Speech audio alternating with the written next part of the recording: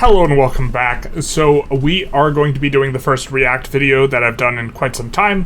I reread or re-listened to Think Again by Adam Grant, this time listening to it on audiobook, but I was thinking of re-reviewing it, doing something like this and summarizing it once more, but I've done it before and it's available on the channel, so I figured rather than doing this, why don't we react to one of the TED Talks that the same author has given, one that I've never seen before, done by Adam Grant, and that is The Surprising Habits of Original Thinkers. Now, just a heads up, in terms of my style of reacts, I generally pause the video and talk quite a bit, and so if you wanted to listen to Adam Grant's, kind of lecture and just that, which is probably more elevated than the commentary I have, just in the aggregate type of sense, then I would encourage you to do so, but we are going to be pausing and talking about things, and so if you don't like that, this will not be the video for you, because I'm going to be giving my opinions. But just very, very briefly on Think Again, I do think that it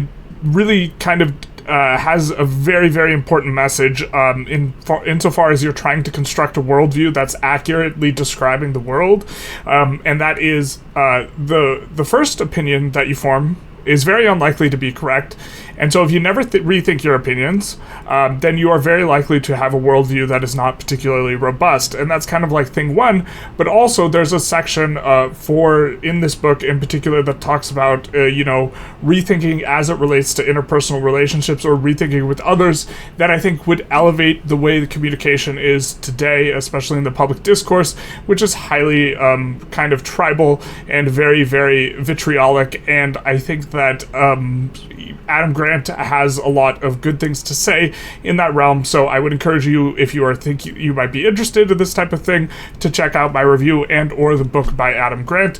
And without further ado, let's jump into his TED Talk straight from the top, rather than taking it from where we can already see him.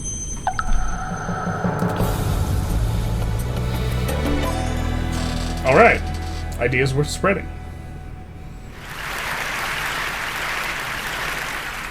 "7 years ago, a student came to me and asked me to invest in his company. He said, I'm working with 3 friends, and we're going to try to disrupt an industry by selling stuff online. And I said, okay, you guys spent the whole summer on this, right? No, we all took internships, just in case it doesn't work out. All right, but you're going to go in full-time once you graduate. Not exactly. We've all lined up backup jobs. 6 months go by. It's the day before the company launches, and there is still not a functioning website. You guys realize the entire company is a website. That's literally all it is. So I obviously declined to invest. And they ended up naming the company Warby Parker. They sell glasses online. They were recently recognized as the world's most innovative company and valued at over $1 billion. And now, my wife handles our investments." That's a nice, amusing little anecdote. He works at the Wharton School of Business, if I recall correctly, and is, a scientist in addition to being an author. Why was I so wrong?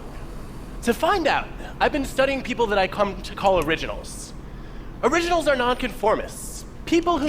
I believe he has another book in this vein that I have not yet read, about being an original thinker rather than rethinking. Not only have new ideas, but take action to champion them. They're people who stand out and speak up. Originals drive creativity and change in the world.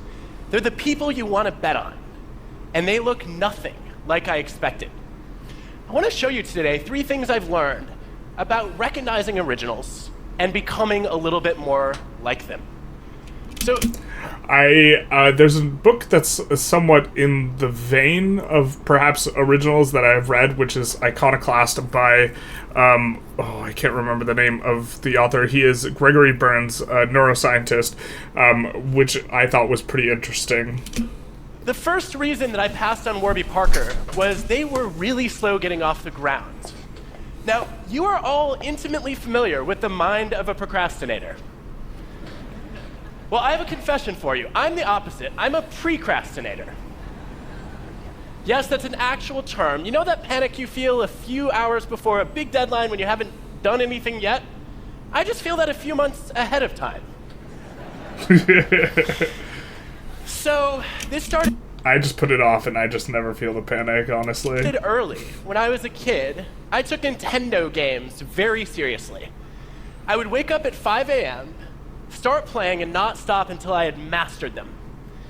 Eventually it got so out of hand that a local newspaper came and did a story on the dark side of Nintendo, starring me. Why should you try Factor? No, not Factor. All right.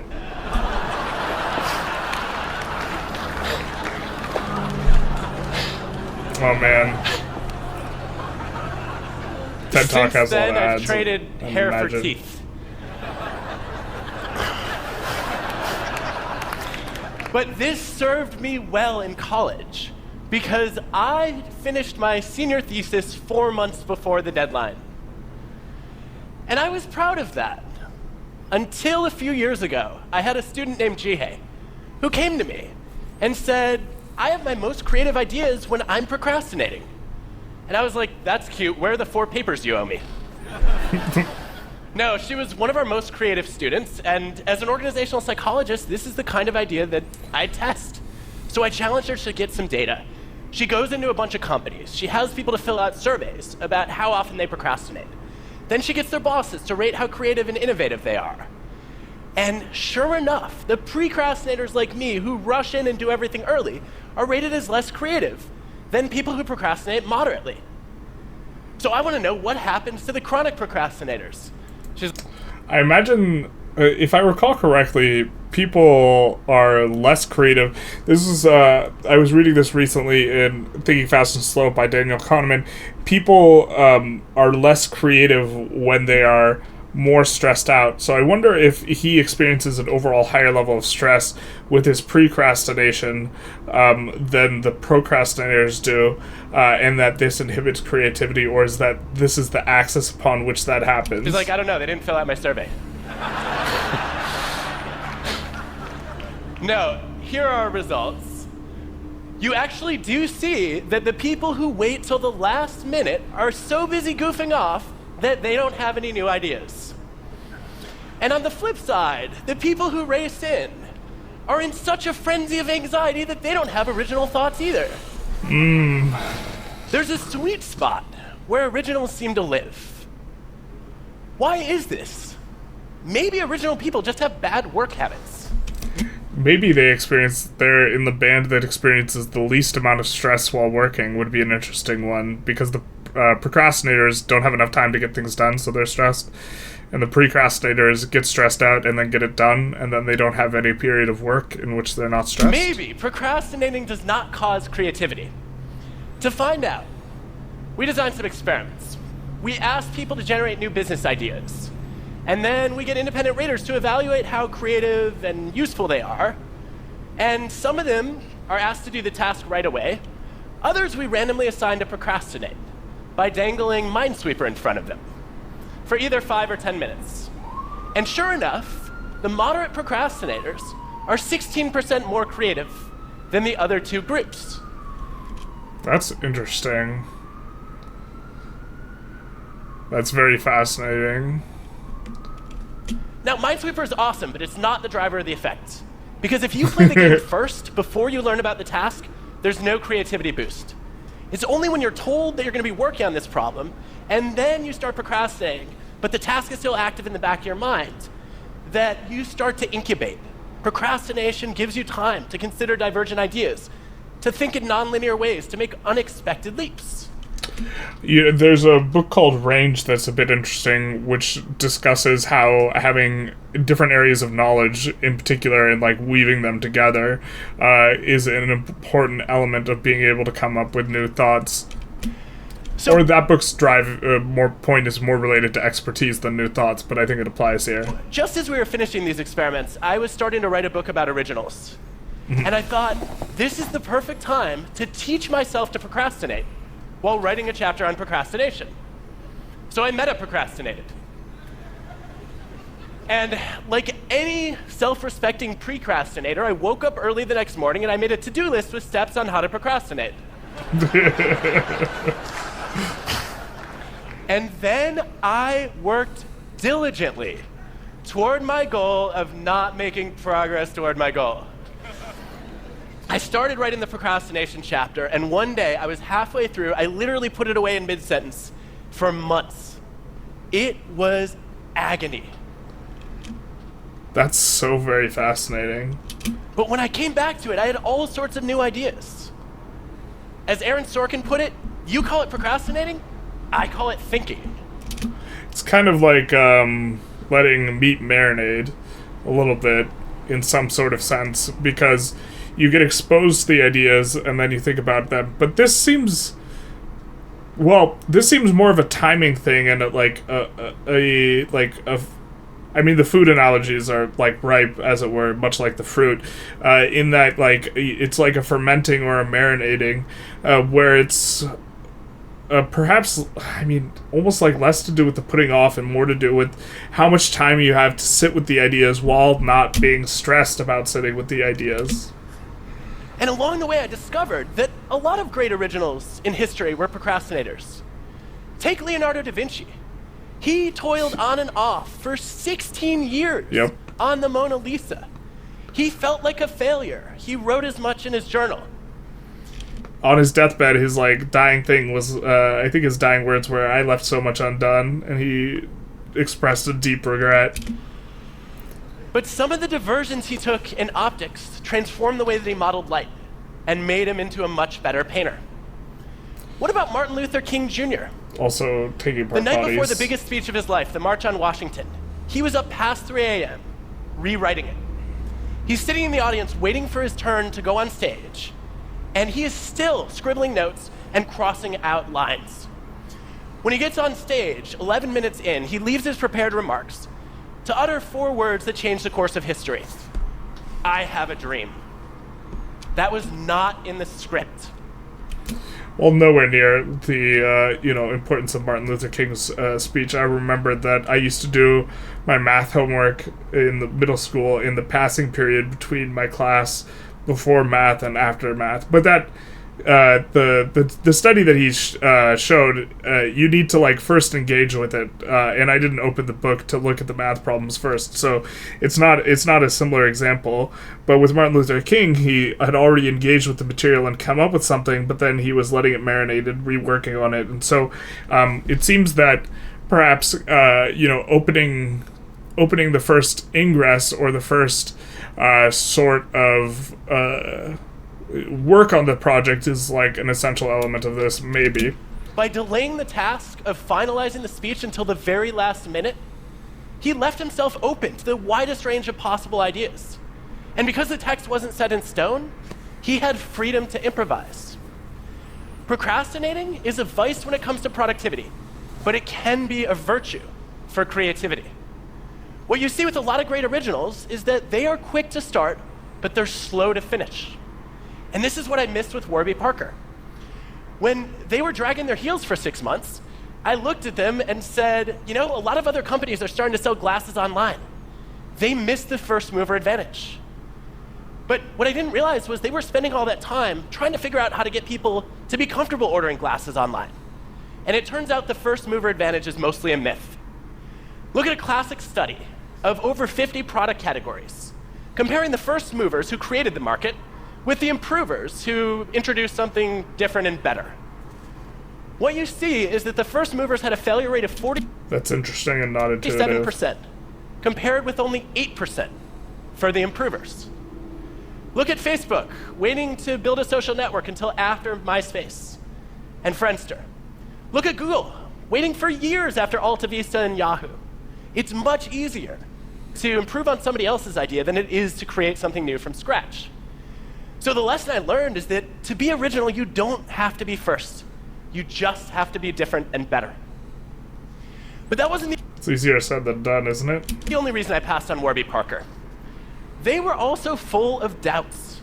They had backup plans lined up, and that made me doubt that they had the courage to be original. Because I expected that originals would look something like this. Now, on the surface, a lot of original people look confident, but behind the scenes, they feel the same fear and doubt that the rest of us do. They just manage it differently. Let me show you. This is a depiction of how the creative process works for most of us.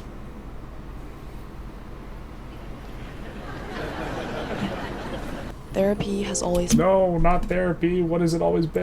All right. Now, in my research, I discovered there are two different kinds of doubt. There's self-doubt and idea doubt.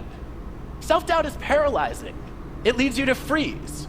But idea doubt is energizing. It motivates you to test, to experiment, to refine, just like MLK did.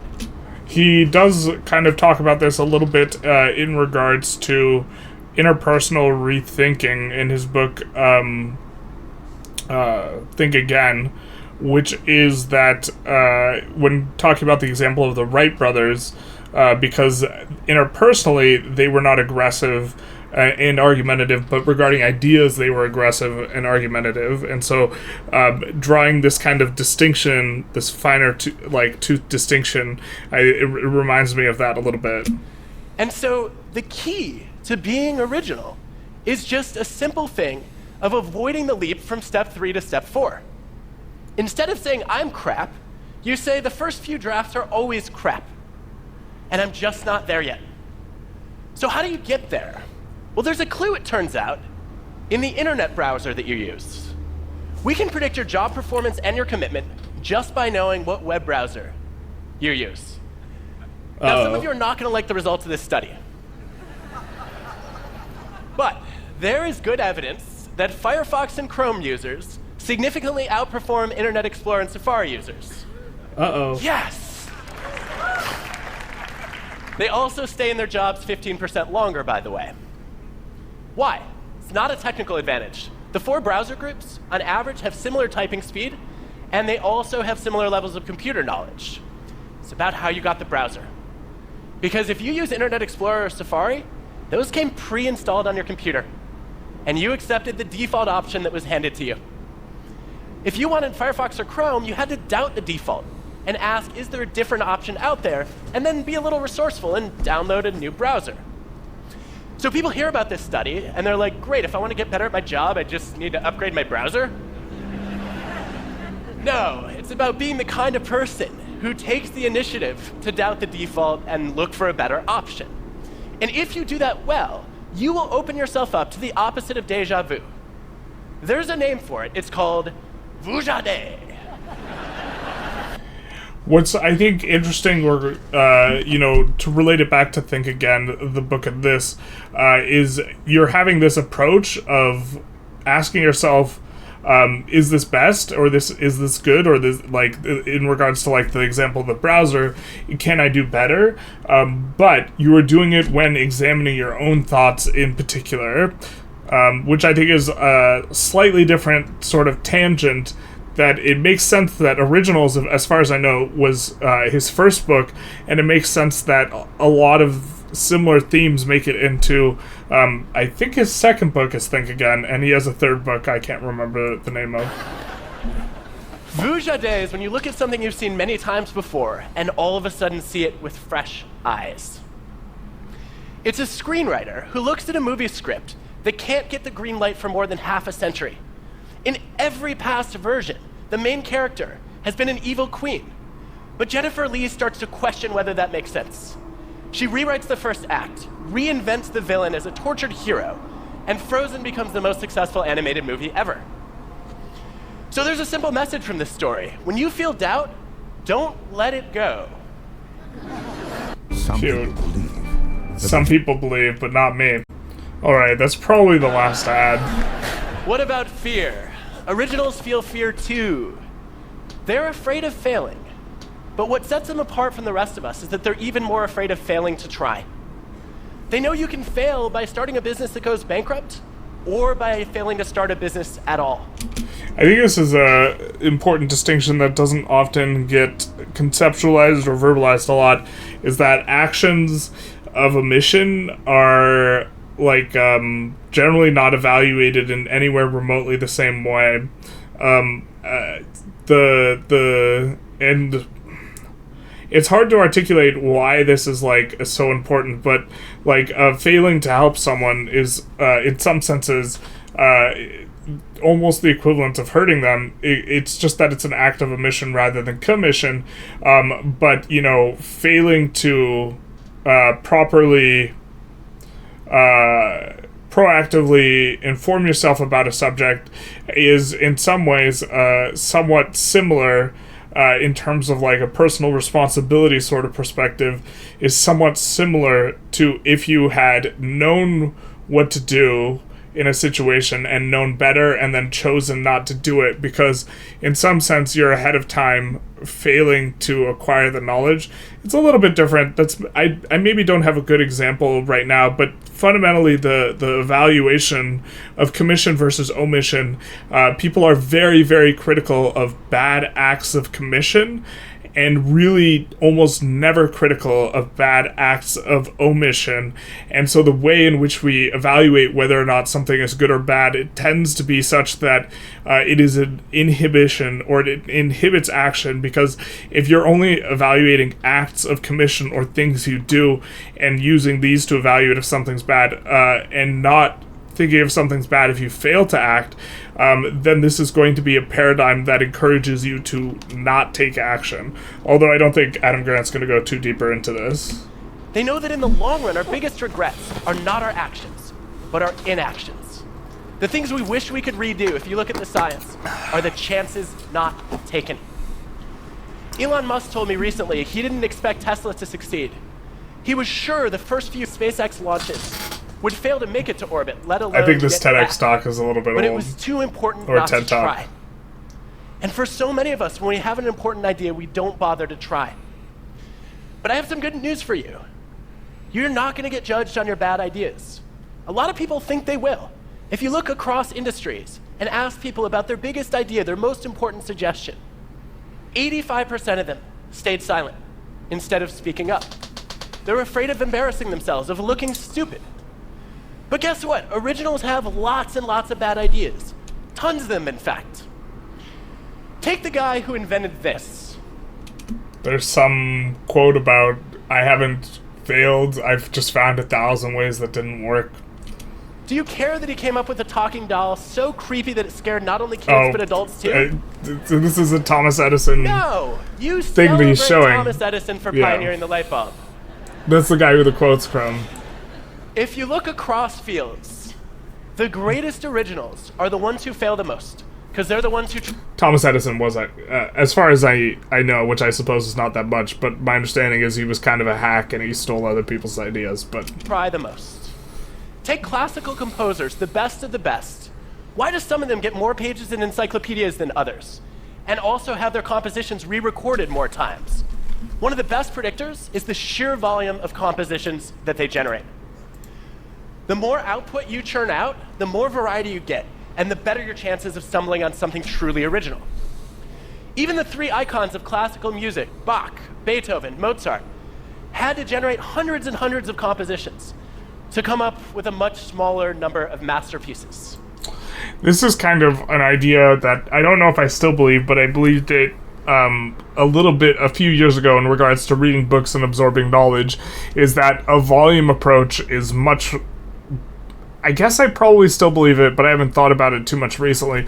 A volume approach is much better at gaining knowledge than like a precision approach, in that, reading 100 books in a year, even if you don't necessarily read the right ones, that are kind of aiming at trying to construct a more robust worldview, is probably going to be more productive than trying to find like the 10 best books to read and reading those, because you get exposed to so many different ideas and get to kind of marinate with them, I suppose, and also like understand why, if you think it's like, if the book's bad or this type of thing, it helps you to articulate and understand why you think something is bad or doesn't quite work or this sort of thing. Now, you may be wondering, how did this guy become great without doing a whole lot?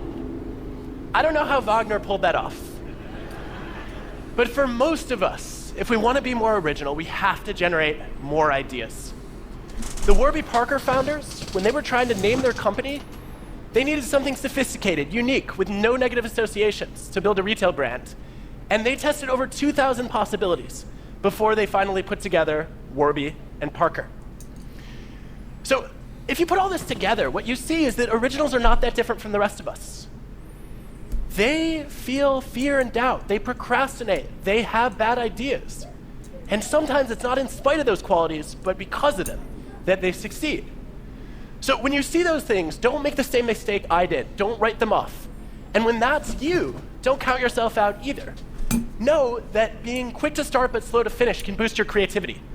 That you can... I think that the part to emphasize there is that you have to start and not just completely put it off in order to let it properly marinate. Because the study he showed, if people played Minesweeper before engaging in the task whatsoever, or before, I suppose, thinking about the task whatsoever, they didn't receive the positive effect. Motivate yourself by doubting your ideas and embracing the fear of failing to try. And that you need a lot of bad ideas in order to get a few good ones. Look, being original is not easy, but I have no doubt about this. It's the best way to improve the world around us. Thank you. So that was pretty interesting. I suppose there's a couple of actionable things in there. One of which is just actually getting started, even if you're going to procrastinate, which is kind of a weird way of thinking about the thing. But also, don't be in a rush to get some stuff done, which is never a problem I have. But I wonder what, in terms of implementing something, what it looks like when you just tell yourself, I'm going to get started, but not intentionally trying not to finish, specifically when you're trying to be creative, because that's the context he was discussing. But it's definitely interesting to see some of the kind of precursors to some of the ideas that are present in Think Again, about reevaluating stuff, and in the instance of this TED Talk, it was reevaluating something external or the way something's done, like Facebook reevaluating what MySpace did. And with Think Again, it's reevaluating your own perceptions of kind of what is important or what reality looks like in this type of thing. So it was interesting to see a bit of that. Anyways, I hope you guys enjoyed. If you are interested in the book, you could always check out the book review. It is on my channel. I will try and put a link in the description here.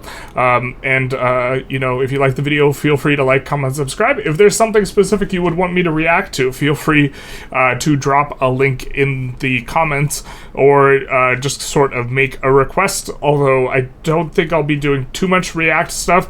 I did want to do something on Adam Grant, and I didn't want to just re-review the book I already read, and so I thought that this would be a little bit of an interesting one. If you guys have never been exposed to him, I actually think that this book is tremendous. I think it's in my top 5. I know it says 7.58, but that's quite a high score for us.